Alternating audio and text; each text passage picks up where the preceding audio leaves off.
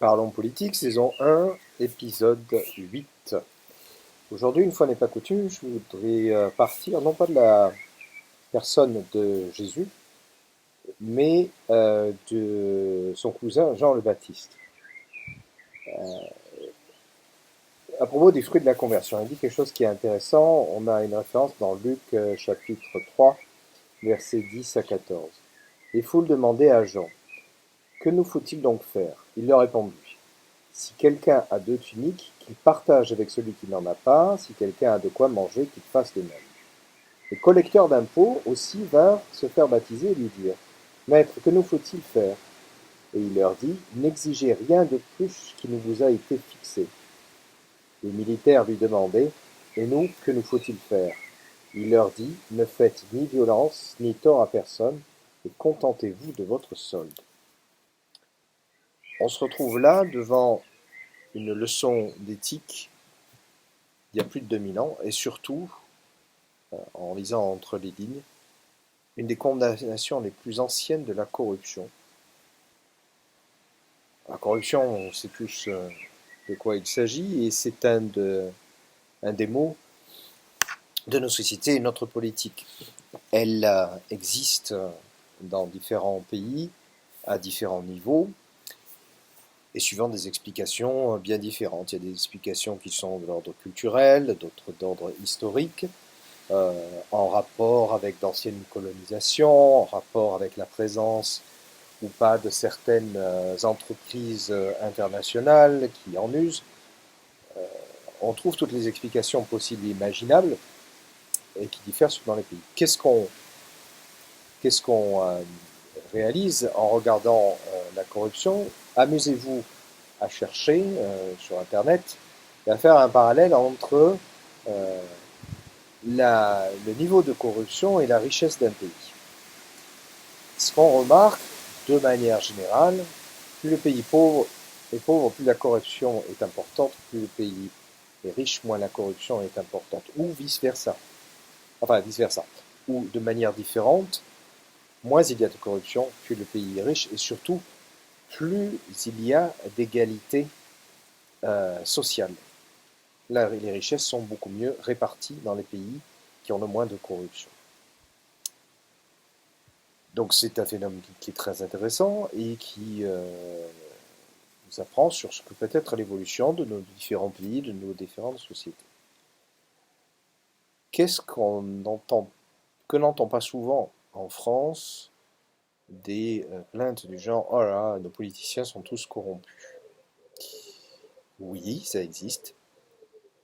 Il y a des politiciens corrompus, il y en a qui ne le sont pas.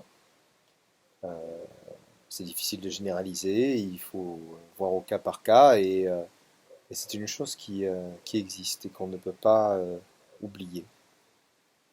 La conséquence, c'est que la corruption, qui peut avoir chez nous, surtout en France, c'est que autant d'argent va être détourné, autant cet argent ne sera pas euh, dans les services au public. Autant les richesses ne seront pas réparties. Alors maintenant, qu'est-ce qu'on fait par rapport à cette corruption? Comment lutte-t-on contre cette corruption? Alors il y a une lutte institutionnelle par la justice, qui n'est pas évidente, mais qui était extrêmement importante. Après, il y a nos voix en tant que citoyens. Et là, ça prend beaucoup plus de sens parce que, par exemple, les Français sont amenés ce dimanche à voter pour leur maire. Si vous vous plaignez de la corruption, alors n'élisez pas des corrompus. C'est aussi simple que ça. Le problème, dans la politique, que l'on a tendance à gérer comme un match de foot où notre camp est le seul qui soit bon et l'arbitre est invendu, nous ne sommes pas capables de renoncer à voter pour notre camp lorsque nous savons que l'élu qui le représente est corrompu.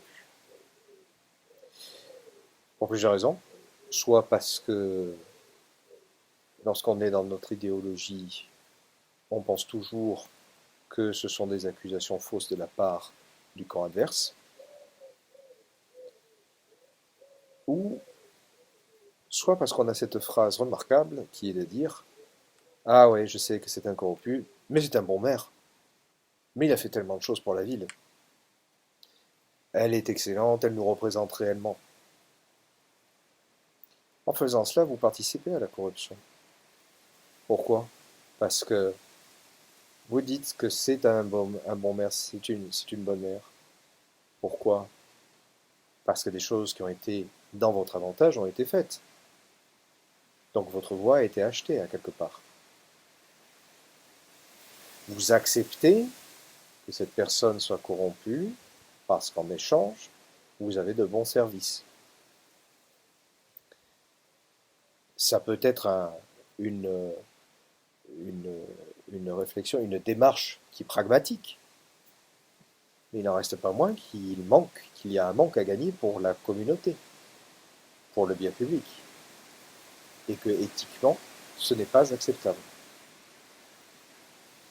La corruption, la tricherie, la malhonnêteté sont des choses qui devraient être sanctionnées dans les urnes et non pas récompensées.